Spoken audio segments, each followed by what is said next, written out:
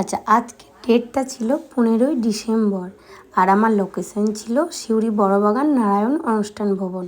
তো আমি গিয়েছিলাম ওখানে, তখনও গিয়ে দেখছি ব্রাইডের নিয়ম হয়নি। টাইম দেওয়া ছিল 2টো, কিন্তু ব্রাইড ফোন করে বলে দেয় 3টের সময় এসো। 3টের সময় গিয়েও দেখি হয়নি। চলো তারপর বসালাম ফাইনাল। বলো আজকের লুকটা কেমন চাইছো? একদম বেঙ্গলি বউয়ের মতো চাইছি। ওপরে চুলটা একটু মানে অ্যাডভান্স হেয়ারস্টাইল চাইছি, লাইন্স চাইছি, আর সুন্দর আই চাইছি, আর বাকিটা হ্যাঁ, আজকে আমি আই মেকআপ থেকে স্টার্ট করলাম মেকআপটা। বেস মেকআপটা ভাবলাম পরে করে নেব। তো তারপর একটু একটু করে ক্লিক নেওয়া হলো। ওর ফাইনাল একটু বেস মেকআপ রেডি। তো বেস মেকআপটা দেখো কেমন লাগছে। আমার তো খুবই ভালো লাগলো, আর সত্যি সুইট আজকের মানে ব্রাইট।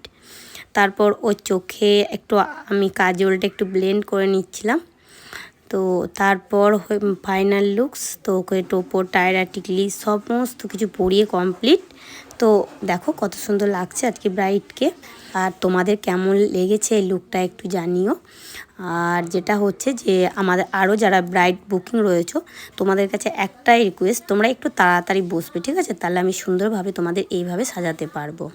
সোনা বরণ রূপ কন্যা কুচ বরণ কেশ, তুই দিনের শুরু কন্যা তুই রাতের শেষ, তুই আমার ভালোবাসার ঘর, তুই আমার ভালোবাসার দেশ।